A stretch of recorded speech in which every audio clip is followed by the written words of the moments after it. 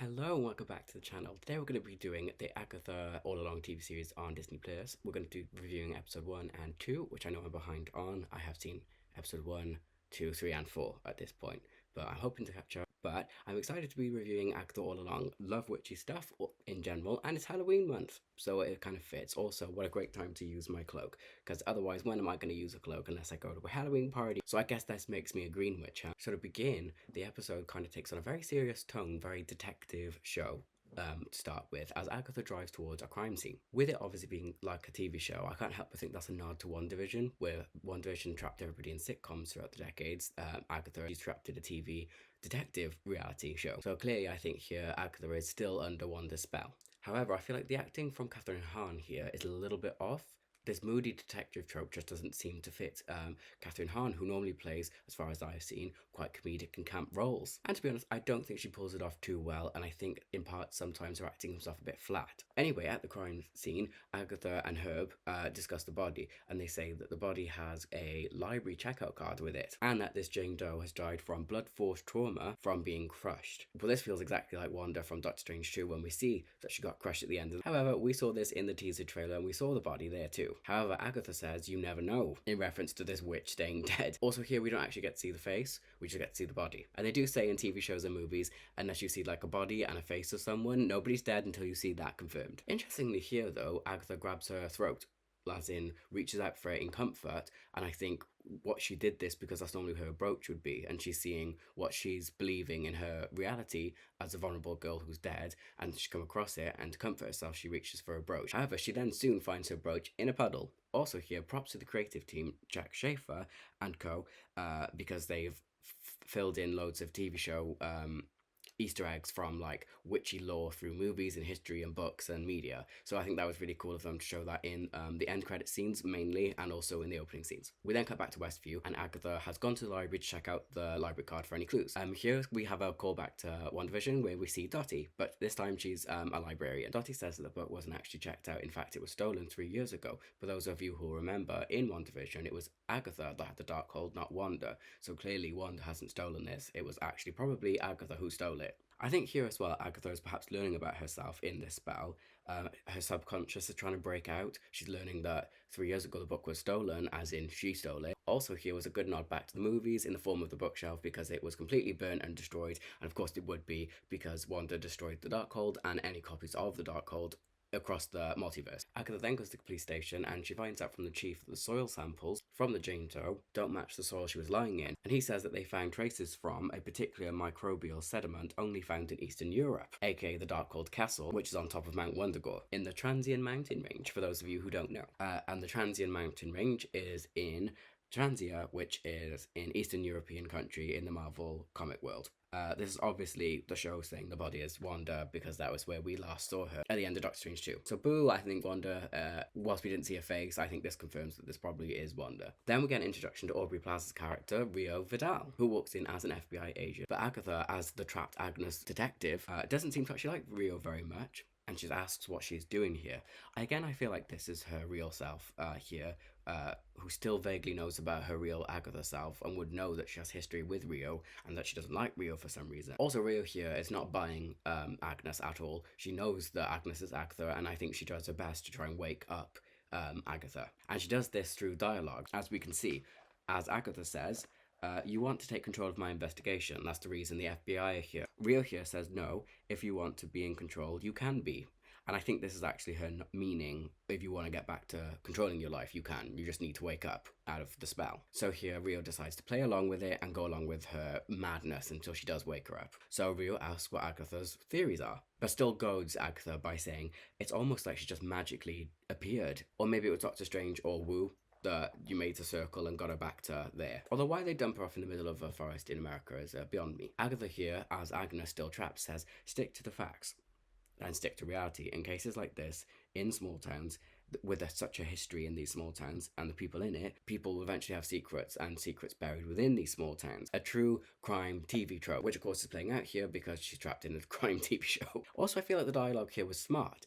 Just as she's saying that this towns have secrets buried within it, obviously Agatha is the real secret buried within Agnes. Rio plays her again here, and she says, well, who better to solve the mystery than one of West view's very own. And she says, "You've lived your whole life. Isn't that true, Agnes?" And Agatha again is not able to accept reality. Almost does she ponder on it, but this I think is enough from Rio to start planting seeds of doubt in Agnes's mind. We then cut to a pawn shop, and Agatha is asking Norm, another throwback to One Division, asking Norm about the brooch. He says it's North American, New England, late 17th century. The women on the brooch are Maiden Mother Crone, which is, of course, the life cycle of women used in witches, kind of mythology and witchcraft. Maiden being how you start off young and youthful, Mother being the second role in life for a female, and then, of course, crone when you turn old. Agatha here quips, "What, no working professional goddess?" Which is quite funny, but I think it's kind of important. I think Jack Schaefer and the team are trying to say that witches and women alike are still kind of seen as this, still seen this way, trapped in this life cycle. But what is inside the brooch is actually quite interesting. It's a lock of hair, and we don't know who it is. But whose hair could it be? Perhaps Agatha's younger self, from the 17th century, or is it perhaps her son, Nicholas Scratch? Is it a lock of his hair? Or perhaps it's Rio's hair?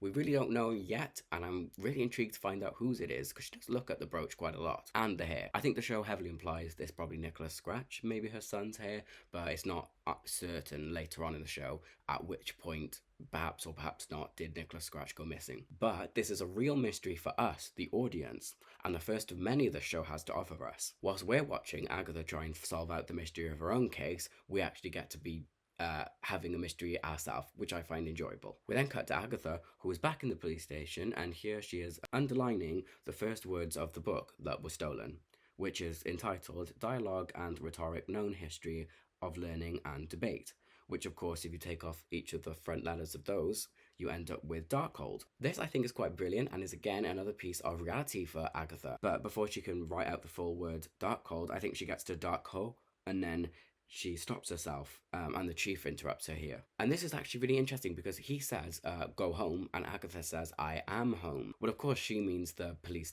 station as her home, like a home away from home. And of course, this is quite funny as a second time watching the episode when I did my notes, because of course I know that she is actually at home. So when she says, "I am home," it is also quite funny. Agatha, however, does go home, and here she has quite a sad, almost pathos moment within the show, which has been quite serious anyway, but it is meant to be comedic and it does get there. However, the pathos I'm talking about is when she's at home and she lingers by a doorway, and now inside this door is her child's room, Nicholas Scratch, and she sort of forces herself to look into this room too, and holds back tears. So what did happen to Nicholas Scratch, our second mystery of the show? Also here, I think it's great that Jack Schaefer, or whoever, decided they put a moon cycle above Nicholas Scratch's bed, which I thought was pretty cool. Of course, moons and witches are always linked, and moon cycles are very important, not only for this show, but in witch mythology, and if you practice or are practicing witch. And I think this is really good to note here, that the show is packed full of witch references, and they really did their homework, and I appreciate that, and I'm pretty sure many people do whilst watching this show. Before, however, she can linger too much on reality, Rio knocks the door. Here, Rio indulges Agatha again on the case. And again, I think this is so good. Rio kind of toys with Agatha. They've clearly got a history, and the show does start exploring. Rio says, "Do you remember why you hate me?" "No," is what Agatha replies. And Rio says, "Are you hiding evidence?" I think Rio means here, like, of who you really are deep within. And again, Agatha just says no. And Rio says here, "You're only lying to yourself." As in, wake up, Agatha. You know, this isn't a detective TV show. You're not in a true crime documentary or podcast. You are a powerful witch. Then Joe Locke's character, Teen, makes his entrance into the show as he tries to break in. After Agatha chases Teen in a quite funny scene, she suddenly stops as Teen gets run over by Sharon Davis, who we know is Miss Hart, which is a good another callback to Westview in the first episode. However, as Teen gets knocked down, Agatha shows care here.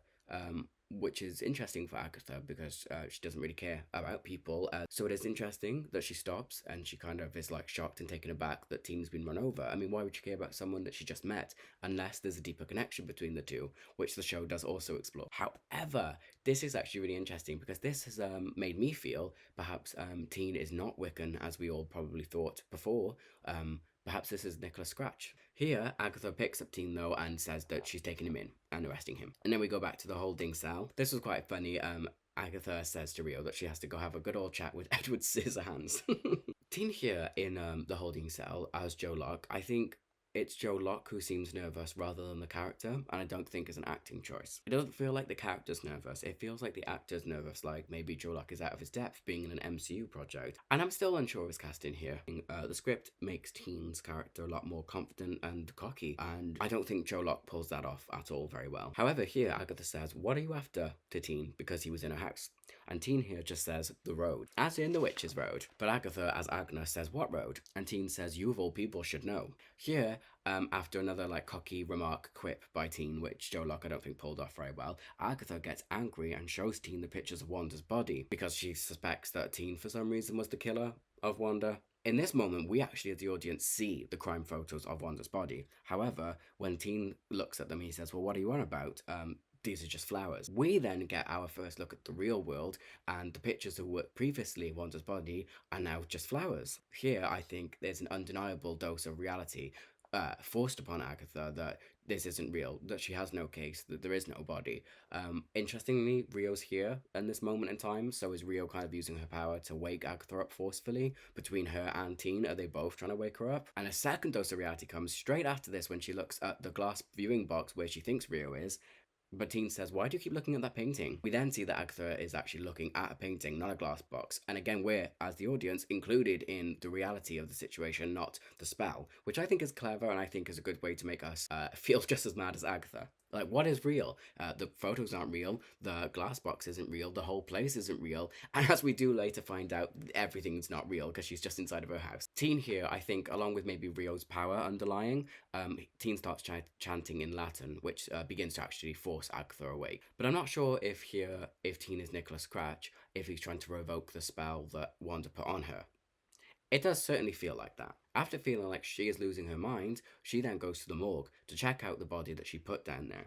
In the morgue, Agatha reminds herself of the victim as she's walking towards, I think it might be a blank slate before the body does appear, but she says late 20s, green eyes, 5'7", hair the colour of scarlet. And again, this is like our third or fourth clue that this actually is Wanda, which I think we all know because they gave it away in the teaser trailer. Agatha then looks at the tag on the body, which is not actually a morgue tag, it is the library card. And that says on it, October 13th, W. Maximoff, which is Wanda Maximoff. And I think this name begins to be like one of the final nails in the coffin, as it were, to wake up Agatha. Rio then appears again and has a great line when she says, "Case closed then," because just as we have spent the episode rediscovering Agatha, I think so too is she. And actually here, Rio stops being subtle altogether and says, "You aren't Agnes from Westview, you are Agatha Harkness." And it's here then we get the transformation scene that we saw in the teaser trailer, where I think it's smart that it works backwards throughout the time. She starts taking the layers of clothing off and she goes from Detective Agatha or Detective Agnes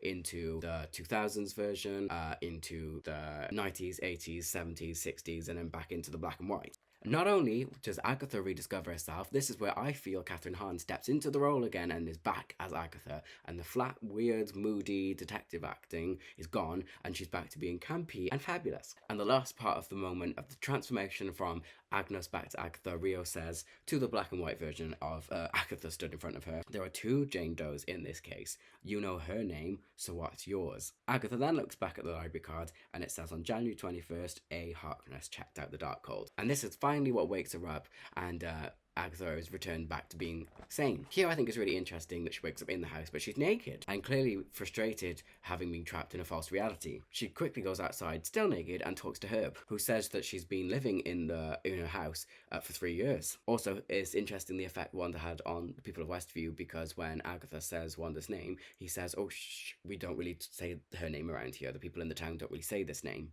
And I think this is kind of interesting to see the negative impact Wanda had on these people, because she did become a villain in the end through her grief, which is kind of sad, but I suppose realistic. Agatha then returns back home and discovers that she has no power. Agatha then hears a noise upstairs and goes to check out what it is, and it is Teen again. Who she has locked up, not in a holding cell or in a prison cell, but in fact her closet. At this point, both we and Agatha are trying to work out what exactly is real in this world now. But before Agatha even gets a second to realise the surroundings she's in, Rio, as her real true self, not the FBI agent, blasts through the door and blasts Agatha back with her. This is a very powerful scene for Rio, and I think it shows her power. I think it's great. We saw how Agatha feels so powerless at the exact moment a very powerful Rio, as the Green Witch, burst into her life. Rio here reinforces the point that Agatha is once again powerless and says, "You don't have the Darkhold, you don't have any defense anymore, you're extremely vulnerable." She throws Agatha around home quite a lot, and Agatha kind of twists Rio and manipulates her a little bit by saying, "This is a one-side fight. Wouldn't you want to fight me when I've got my purple back, when I'm back in full power? Isn't that more satisfying to defeat me when I'm at my best rather than when I'm at my worst and without power?" But the fight ends with a nice exchange between the both of them, and Rio agrees here and licks Agatha's hand and magically heals her. Also, Rio here says, "I do have a heart. It's black and it beats for you." However, that's when the first episode ends, but because they released 1 and 2 back to back, I'm just going to cover the review for episode 1 and 2 here, and then on my next video, 3 and 4, to catch myself up so we can get into episode 5, hopefully by this weekend, and I'll be all caught up with the Agatha, ready to carry on. So, take a pause if you need to. I certainly do, and we'll come back with part 2. Okay, if you're back, or if you returned back to the video, or you just didn't want to watch it and you just came back and you paused it, whatever, or you're just playing on with me, hello, thank you for playing on with me. Anyway, I think here actually that episode 2 has clearly been released alongside episode 1, because whilst episode 1 was quite important to start the show, being the pilot episode 2 is more of a let's go collect the witches and then go down the road. And for that reason, this part of the review is going to be quicker than the first one, which had a lot more to discuss. This one is literally let's collect people and get on with it. Okay, so let's get into episode 2 review. Here, at the beginning of the episode, Teen asks Agatha to take him on the Witch's Road. And Agatha here is kind of hesitant, and apparently she's been on the road before. Now, I don't buy this at all, and it's not been confirmed or whatever yet. As of episode 4, nobody on Agatha hasn't confirmed if she's lying or not. I just have a hunch that she's lying, and she's never been on the Witch's Road before, and I think she did this as bravado to kind of make herself seem powerful. Too bad for Agatha, she actually does go down the road this time. Also here, the show says that Teen is basically a walking encyclopedia of witchcraft and Wiccan pagan knowledge, which does come in handy whilst recruiting their coven. He also here says he's been obsessed with Agatha since the Salem trials. And I guess all roads lead back to Salem, it would appear, for witches in an MCU project. And I'm not sure on the age of Nicholas Scratch, but perhaps it was back in the Salem days that Nicholas Scratch went missing. And again, I feel like this is another nod that Teen isn't Wiccan, but instead is actually Nicholas Scratch. Because why would Wiccan be obsessed with Agatha, who tried to, screw over his mum, Wanda? Also, where is his brother? If this is Wiccan, where on earth is the brother? Also, there is a funny moment here when they set off to drive out of the West View and collect their coven. Agatha gets into her makeshift car that she made for herself in the living room, and she kind of gets like, "Oh, well, I guess you're driving then," because she doesn't actually have a car. And it's kind of funny to imagine Agatha in the first episode driving to the crime scene, but in reality, she was just like in her head driving on the sofa, like, as if I was about to drive off myself now. So I thought that was pretty funny and well executed, and well acted by Catherine Hahn. See, she's a comedian as an actress, and campy as an actress, not serious. Much better when she's being her true self. Agatha here also asks Teen why he wants to go down the road. Teen kind of says that he wants to get powers and blasts and levitate and, the usual witch crap. I, however, think he's lying here. Maybe he wants knowledge. I think that instead of the power that he's saying he wants, I think he wants knowledge of who his mum is. Maybe knowledge on Agatha. Like, is that his prize? To know who Agatha really is? To know what really happened to him if he is Nicholas Scratch? But I don't think it's power he wants. I think he's double-crossing everybody, and I think it's actually knowledge that he's after. That's his prize. Whereas Agatha is obviously trying to double-cross everybody, and her prize is power. Which I think is good. We have a good dynamic going on. Agatha once again dismisses Teen and says she's not going on the road, and then she finds a brooch, and looks in it, and sees the lock of hair. And I'm not sure if even she knows who this lock of hair belongs to. But then, kind of, Agatha looks at Teen and asks who he is. And as Teen goes to say who he is, there's a sigil placed on his mouth. Now, this is either a fancy W or a fancy M. Is the W for Wanda Maximoff, or is it a fancy M, potentially for Mephisto? Or again, is the M for Maximoff? But it's interesting. A third mystery is to find out who put the sigil on him. Is it Agatha, Mephisto, Wanda? Who's protecting him and why? Before we begin the roundup, Agatha walks past the WandaVision house that was next door to hers in Westview. And here you can see the foundations of the house. And they're in ruin. And people have vandalized it with graffiti. One says SOS, which is Save Our Souls. Another one says Evil Witch. Another one says Stay Away. And another one is the helm of Scarlet Witch, and it's got like a zero, like a crossed off ban. Agatha here kind of looks sad by this, maybe because it feels like the prosecution of witches again from like the Salem trials or onwards. And this is kind of making her feel sad because has time really moved on for witches? Are they still being prosecuted? I mean, people have called Scarlet Witch an evil witch. You know, that's got to bring up some sort of memories for Agatha. But could she also be sad for what Wanda has been forced to become out of grief? We know that Agatha wanted to kind of guide and train Wanda at the end of WandaVision before Wanda refused because she refused to give up the disbelief that she wasn't a mum and didn't have kids and didn't have Vision back. Again, in the comics, Agatha is an advisor of Wanda's and is a guide for Wanda in some of the comics. So I think maybe it's all captured really well by Catherine Hahn's acting here. The sadness, but the anger. She then spits at the house herself. So, okay, maybe she's more angry than she is sad. But it is really interesting and very complex. And I think that Agatha has complex feelings towards not only Rio, or now Teen, but also Wanda. Okay, roundup time. Let's get into it. Who are the Coven and why are they on Agatha and Teen's side? Why do they even bother going down the Witch's Road? First witch they go get is a Lilia. Lilia is a divination witch. She's a psychic witch. She also has a very typical fake kind of gypsy, psychic, crystal ball kind of thing going on in a shop. Here, Agatha puts on like a southern accent and pretends that she and Teen are mother and son, even though they actually could be, and she pretends that she's trying to look for gold bars from her dead husband. This is obviously a test for Lilia. I think Agatha's testing Lilia to see if she is a real psychic or if she's just totally crap. But here, Lilia actually says, as Agatha gives up and walks away, she says, there's something else. You've been under the influence of another. They took your agency for 3 years. And that this is not the first time your witchkin have betrayed you, which is obviously a nod to what we saw in WandaVision with Agatha when she was young and she made all of the Coven hit her with the power and then she used it against them and blasted them back. However, Lilia, having proved herself to Agatha, Agatha now wants her, but Lilia says nope, she's not interested. She doesn't want to get to the end of the Witch's Road and have her power stolen by Agatha. And she says, what witch in the right mind would join a coven with Agatha Harkness in? But how did they get her? Well, unfortunately for Lilia, she's broke. Agatha also says that she can't actually take somebody's power unless she gets blasted. So she won't be able to stealing anybody's power at the end of the road unless they blast her. She also here shows an eviction notice to Lilia. Also, she promises Lilia a return to her former clairvoyant glory. And that's how they get Lilia. Okay, on to the second witch. This witch is the potions witch, which is Jennifer Kale. When asked to join the coven, Jennifer says, are you serious? It's a dead end, literally. She also rejects them, and she says that Agatha's lost the Darkhold and now you are powerless and exposed, and she calls her a witch killer. But how do they get Jen?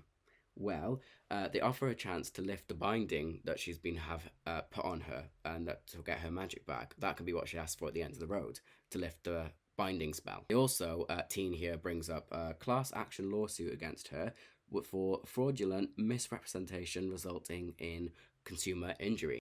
She's also facing jail time consecutively for about 700 cases or something like that. So again, it's a chance for her freedom. It's also interesting to note here, Jennifer asks who Teen is, and she says, another child sacrifice? And Agatha looks stern at this. Why? Because it is speculated in the show that Agatha sacrificed Nicholas Scratch, her child, for the Darkhold. So that is how they get Jen to join the Coven. Okay, on to our third witch, Alice. She is the Protection Witch, or the Blood Witch, which means, the Blood Witch means a child of a witch. In this case, Lorna Wu. Whilst trying to entrap Alice to join the Coven, Agatha has a funny line here where she says about Teen that, she says, I'm Agatha and this is my familiar Toto, which of course is a good reference to Wizard of Oz, another up-and-coming episode that we've seen in the trailers. So they are doing a lot of foreshadowing in these first 2 episodes. However, it's interesting that Agatha's now called him a pet twice. She's called him a familiar before, and now she's called him Toto. Anyway, Alice also rejects them, as they always seem to. It's a very copy-paste here with how they recruit these people. But how do they get Alice? Well, she says no, she doesn't want to join and go down the Witch's Road because it's a myth, it's just a song that her mum made famous. But how do they get her? Agatha says it's a chance for her to find out what happened to her mum. She also gets fired from the job she has after Agatha sets her up. And now that she's fired and without options and no place to go, what else to do but join the road? Again, we get another moment where Agatha and we can't learn anything about Teen. On the way home, after they think they've successfully maybe recruited a coven, Agatha asks where Teen's from, a little bit more about him and his life. However, neither we or Agatha can hear, as when he starts talking, it all goes muffly and mumbled. So the mystery of who Tina is continues. Then, when they actually are back at the house setting up the coven, Jen, Lilia, and Alice walk in. So they do have their coven through various means of blackmail and false promises. At least on Agatha's side, I think Teen wants to deliver, but I don't think Agatha does. However, they say that they need the Green Witch, the Earth Witch, and they need this last witch to even be able to go down or enter the Witch's Road. And they need this last person, so who does Agatha go and get? Well, she goes over to get Mrs. Hart, who corrects her and says, "My name is Sharon Davis." And Agatha's like, "Yeah, whatever, Miss Hart. Come to a party. Come join us. Come to this party, which I'm not going to tell you is a horrible death trap." But poor Miss Hart says, "Yeah, okay, I'll go to a party." And at this point, I'm wondering to myself, because we haven't seen her in the trailers much, other than maybe The Witch's Road and some stills, but we didn't see her get very far in the trailers. So I'm thinking, I think she's in danger at this point. Then the coven, now complete, all sing the Witch's Road song. And this is kind of cool. When they're singing the Witch's Road, the Salem 7 are up the top with Teen coming after them. A funny moment here from Miss Hart, who continues to be quite funny and delightful for the third episode, and definitely in this second episode that she's in for. She says, "Am I supposed to know this song?" as they all start singing the song in harmony. And again, throughout the song, Miss Hart, or Sharon Davis, is extremely funny, kind of dancing along and doesn't really know what she's doing, what the hell's happening to her. Meanwhile, upstairs, Teen is actually starting to fight off the Salem 7. And he tries to protect the house as best as he can, but he can't. He's just a teen. And they smash into the house and through the thing, and they all like crooked and weird move in, as Wanda was in Doctor Strange 2. But just as Teen has failed upstairs to protect the house, the coven downstairs thinks they've failed to open the Witch's Road. Agatha here tries to anger them and set them up to blast her, calling them useless and powerless and crappy witches, basically.